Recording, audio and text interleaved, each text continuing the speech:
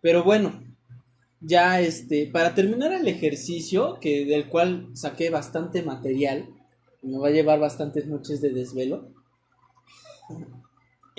quisiera terminarlo con este ejercicio de anecdotario, una anécdota pues breve de algún evento que nos haya ocurrido, que les haya ocurrido pues, durante sus prácticas de campo, del que, del que dijeron, wow, esto no tiene nada que ver con la academia, pero me enfrenté a esto, incluso puede ser peligrosa.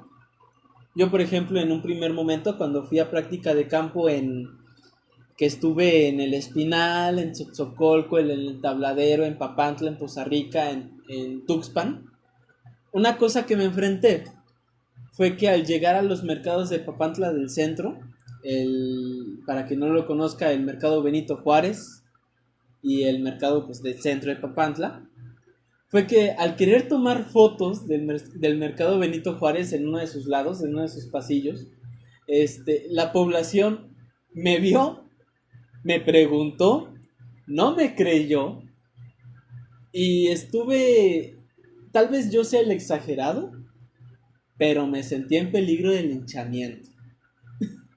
Tengo entendido que hubo un par de problemas con los locatarios, que tal vez iban a subir el cobro de piso. Veracruz siempre se ha enfrentado a estas cuestiones de cobro de piso ilegal. Entonces, pues sí me sentí en una situación de peligro muy cañona, a mi parecer. Y pues, cuando me enfrenté a esto dije, ¿por qué la academia? La academia no me dijo cómo me puedo enfrentar a esto. Esa fue una.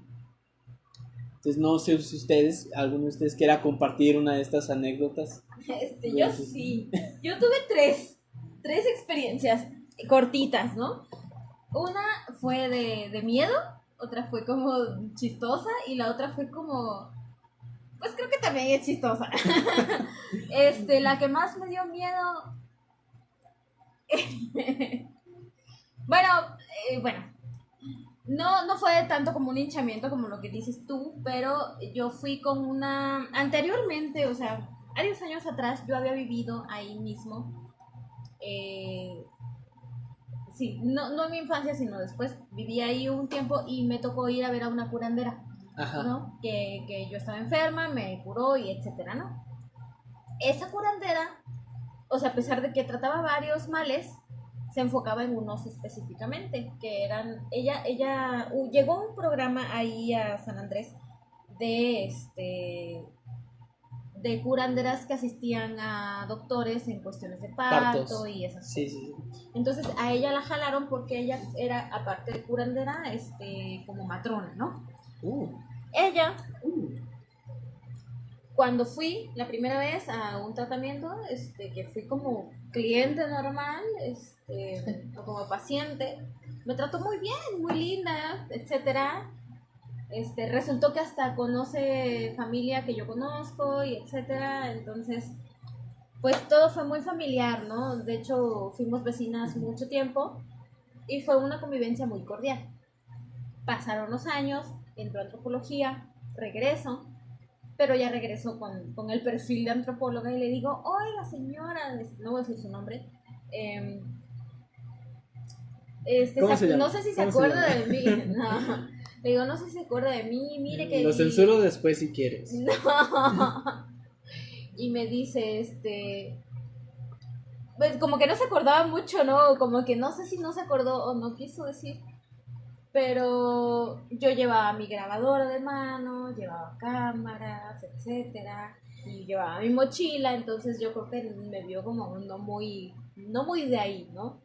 Ya me vio con otra realidad. Otros Sí, sí, ojos. sí. Entonces yo le dije, no, pues vengo a que me oriente para esto y el otro, vengo de aquí, de la UP y esto y el otro. Y le empecé a preguntar acerca de la herbolaria, ¿no? Local para tratamientos específicos como ella estaba trabajando como matrona en el hospital, le empecé a preguntar acerca de las plantas medicinales para lo de la fertilidad, cómo hacer sus preparados y eso, pero como que me vio así como si yo quisiera robarle algo, ¿no? Como si yo le estuviera atacando. y como que se puso mucho a la defensiva y no me dio mucha información. Pasó. Y después de eso fui con un curandero de Siguapan y le pregunté lo mismo y él me dio mucha información, muchísima, no solo de lo que le estaba preguntando, sino de herbolaria local. Me llevó a un recorrido a ver la herbolaria, a tomarle fotos, a decirme cómo se decían, cómo nombraban a cada una de las plantas, ¿no? Y para qué servía cada una de las plantas. Que él quería que él pensó que yo estaba haciendo como un catálogo herbolario, ¿no? Y yo así, es que no estoy haciendo eso. Es una práctica también con la que conozco compañeros que se han graduado con catálogos. Sí, pero yo le expliqué desde un principio que yo no estaba trabajando eso, ¿no? Pero él como que se quedó con la idea y me explicó, ¿no? Es que hay muchos curanderos que son recelosos por esto, ¿no? Porque vienen mucho a quererse robar las recetas tradicionales.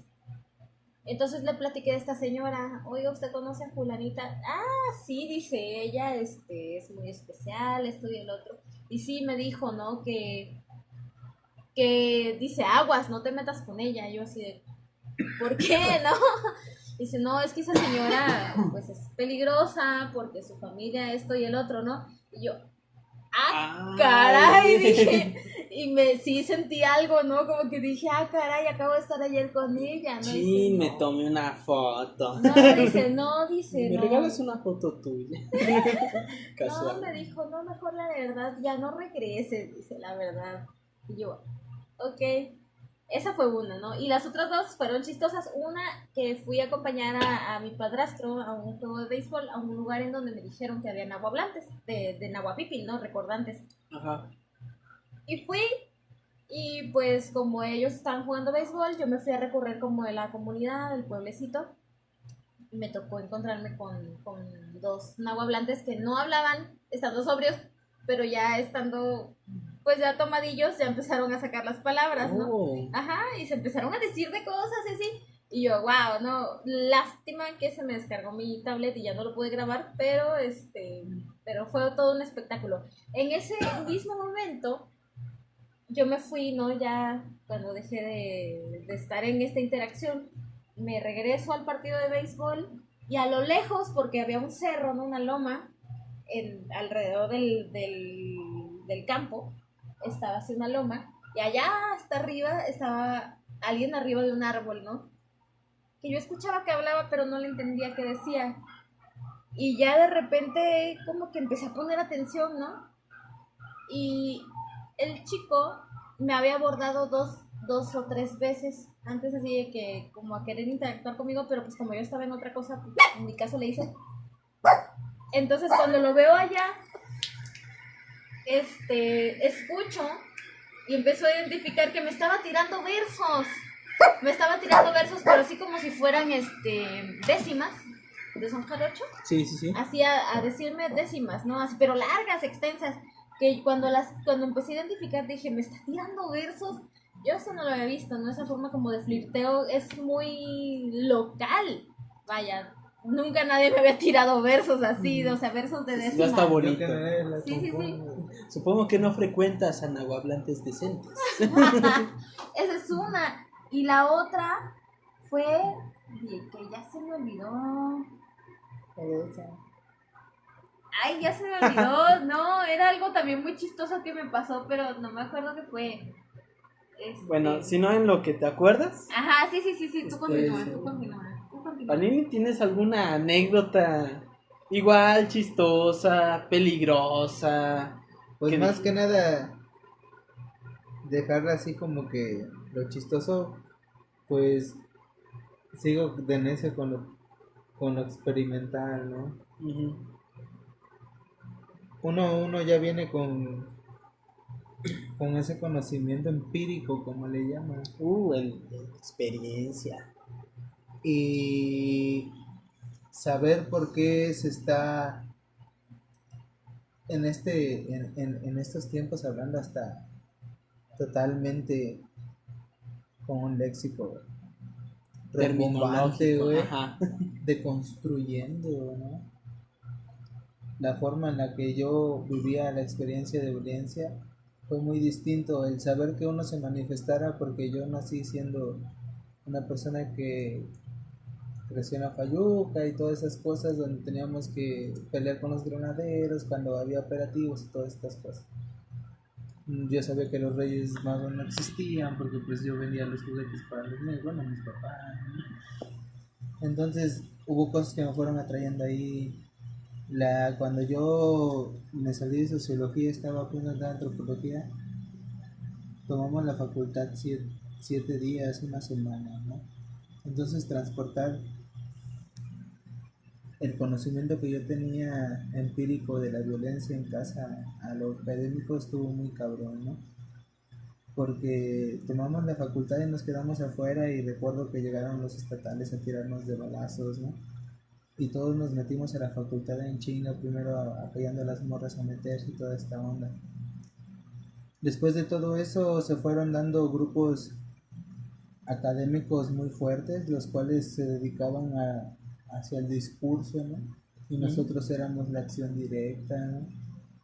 Como que ahí va el golpe.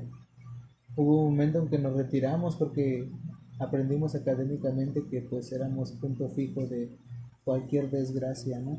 Queríamos hablar de algún tema y no nos querían llevar a ponencias porque los datos que llevábamos eran de peligro para nosotros, ¿no? No querían regresar sin estudiantes, de una conferencia en Tijuana, en Sinaloa, en Culiacán, ¿no? O sea, hablando de narcopolítica. Eso cuando me trasladé a antropología social lo traduje al modo académico, ¿no? Lo que habíamos pasado esa noche. Y yo veía a las nuevas generaciones, creo que eran las de ustedes, estaban en una asamblea, ¿no? Y yo le decía al profe Cardeña, es que esto ya lo viví, no va a ser lo mismo, ¿no? La gente no se va a aventar a lo que necesitamos, que es la experiencia. ¿Quieres hacer un cambio para tiempos de paz, momentos de anomia, ¿no? Lo que te enseñan las ciencias sociales, ¿no? Entonces, eso en el trabajo de campo yo no sabía que lo estaba experimentando y que podría ser archivo para lo que yo quería hablar, ¿no? Pero es algo peligroso que lo que uno vive y experimenta en la academia. Entonces es a lo que me refería. A veces uno trae el conocimiento empírico, pero uno no sabe por qué hacen eso. Hasta cuando lo descubres académicamente de que hay un contexto detrás, político, estudiantil y totalmente institucional, hablando de nosotros, que incorporamos todo esto, pues te das cuenta que la realidad, así como como tratan de mostrarnos, es muy diferente. Y lo explicamos al principio. La universidad te instruye o te educa para salir a pelear en la realidad, pero realmente cuando llegas en la realidad no sabes nada. Y eso lo lleva un trabajo de campo que muchas carreras no lo tienen. Si uno no se sabe involucrar en la realidad, va a estar muy cabrón que tú puedas manifestarte en cualquier aspecto, ¿no? Y como me decía la compañera, yo no quiero pasar desapercibido que involucremos todas las introducciones, ¿no? Porque ahí es donde nos vamos forjando, ¿no? Hasta en serio, las materias básicas, ¿no? O sea, en paz descanse. También acá mi buen Capulinita, ¿no? El maestro de HP nos decía que para él era hacerse pendejo, ¿no? Pero son materias donde nos echaba él, maestro Panes. Sí, claro. Ese vato no mames, güey, revolucionario, exiliado, güey, comunista, viviendo en Rusia. Gran partícipe Vivió del en Partido Rusia, Comunista. güey. Sí. O sea, los rusos lo tenían como vergas mexicano, cabrón. Y todos lo tomaban como a pendejo, güey, ¿no? Y él fue una de las personas junto, la verdad, a su manera, Cardeña y también Ponce, el maestro Ponce, que me dieron así la facilidad de decir, tú puedes, güey. La antropología es tuya, güey. Tómala, güey. Créetela. Porque cuando no lo crees, no quieres experimentar las cosas, ¿no? Y eso es lo que trato como que de comunicarle a la gente, ¿no? Que pues no tengan miedo, ¿no? Y que no tengan miedo de involucrarse en otros términos en los cuales no se sientan identificados porque estar en la zona de confort no sirve para nada, güey, ¿no? Y los trabajos de campo te dan alegría. ¿Por qué? Porque te das cuenta que esto que aunque pasaste que fue muy trágico, muy pinche drástico, te ayudó a fortalecerte, ¿no? Y académicamente te enseñaron a entender que no tienes que echarle culpa ni tener rabia a todas esas experiencias que pasas, como lo decía la compañera o como decías tú, no me sentí en hinchamiento, tú sí, pero hay lugares donde te sientes en peligro, Ujú. pero pues hay que ponerse en los zapatos de los demás, ¿no? Ah, sí, por supuesto. Eso es lo que trato de Sí, comunicar. mi primer error fue el no presentarme, porque de haber ido a la comunidad, a esta cuestión de los mercaderes, decirles, oigan, quiero tomar fotos, vengo de tal, las fotos son con tal fin. Ese fue mi error. Y pues su respuesta, tal vez, a mi parecer, ¿qué te digo? Yo tal vez exageré diciendo, no, pues me sentí el linchamiento. Pero si no voy y me comunico, ¿cómo quiero que no me lo tomen a mal? Fue un peligro que yo me busqué, por supuesto. Claro que sí. El estudiante de antropología tiene que saber que su mayor herramienta es esta cuestión de comunicación. Y en práctica de campo, no puedes comunicarte ignorando a los demás. No puedes pasar de largo a alguien. Así que pues, estudiante de antropología, estudiante de sociología, estudiante de historia, estudiante de filosofía, de cualquier rama de las humanidades que te quieras enfrentar pues a este análisis de la realidad, a esta descripción densa que proponían por ahí algún buen antropólogo. ¿En qué momento se vuelven tristes los trópicos? Pues ya sabemos.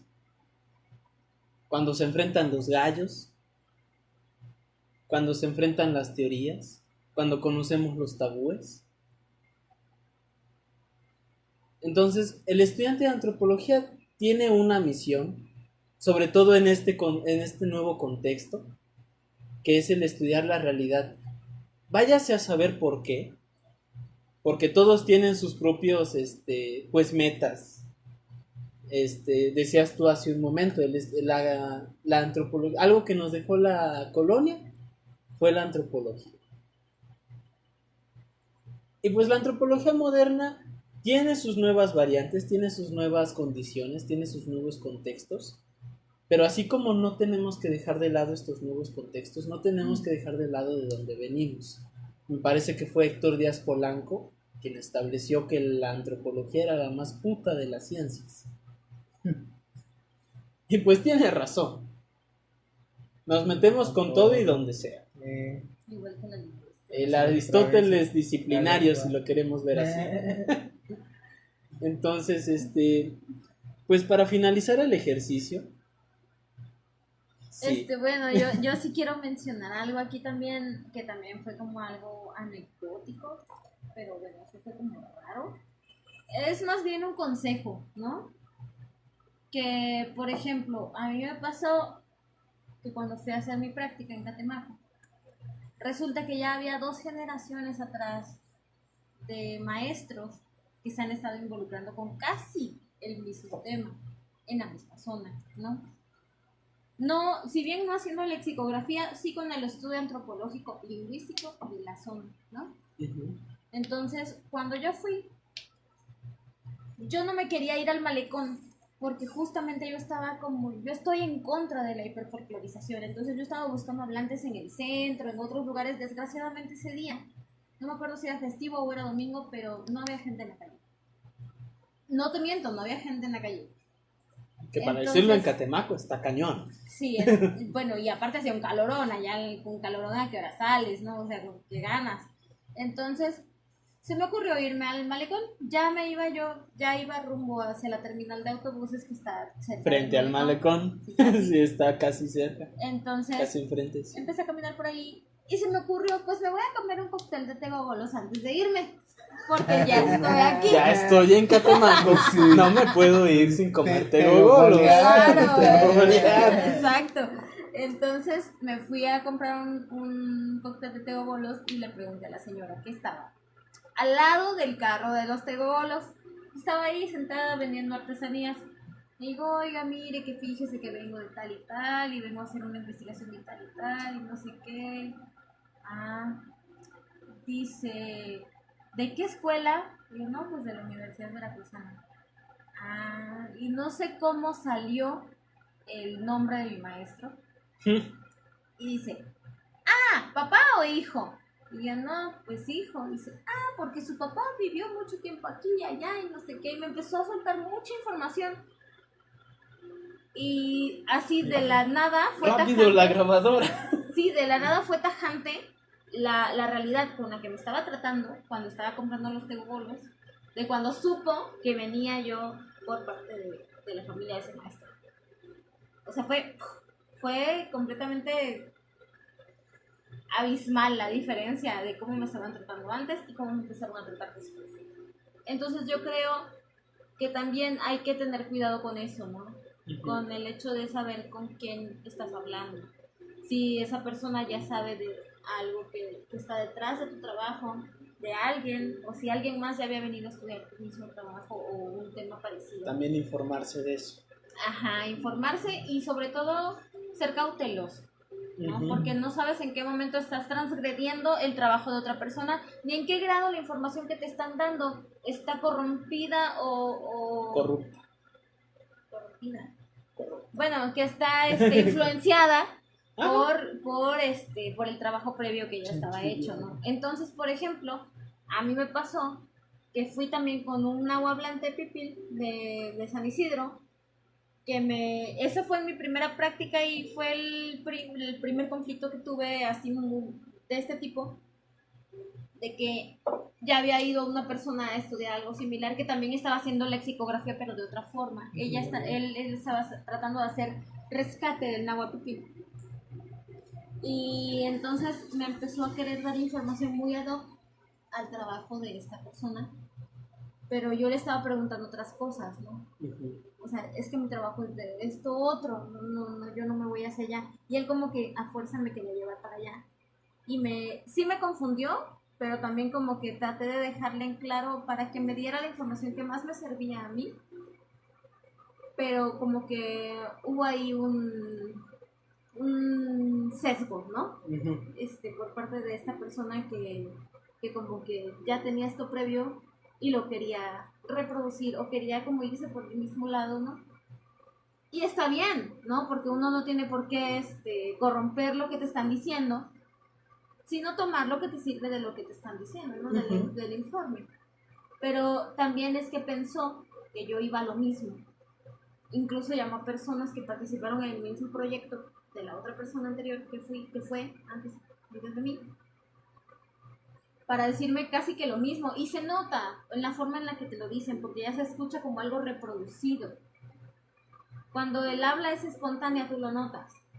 Claro. Pero cuando es algo que ya te están reproduciendo y ya se dijo, también se nota. Entonces lo sentí tan innatural que preferí nada más dejar 2 o 3 cositas de esa entrevista, ¿no? Pero también es importante que recalcar eso, ¿no? Investigar si alguien más ya trabajó con esas personas y si se trabajó el mismo tema o un tema parecido. Sí, ¿qué es regla? Ajá. Es regla del estudiante, del científico social, investigar qué hay detrás del fenómeno que quieres investigar. Sobre todo en comunidades pequeñas que todo el mundo se conoce, que son pequeñas y por lo mismo son pocas personas, entonces es muy probable que te vayas a encontrar con la misma persona con la que trabajó otro estudiante. Perfecto. Pues no me puedo ir sin más que decirles que les agradezco a ambos. A ti, Libertad, gracias por abrirme este espacio. Gracias a ti. La verdad es que es muy enriquecedor conocer la postura de los estudiantes actuales, sobre todo en estos tiempos, en estos nuevos contextos que se originan, que ya están. Y pues bueno, yo fui Leonardo Macías, estuve con mis amigos Libertad Aldeco, Adiós. El buen Panini. Y pues los dejo con probablemente una banda sonora que voy a poner al final de este ejercicio. Probablemente sí. Gracias por todo el material, además, también fueron probablemente 2 horas de material. Es un trabajo de campo. Las primeras cápsulas que yo pensaba. Pero pues bueno, muchas gracias a los dos.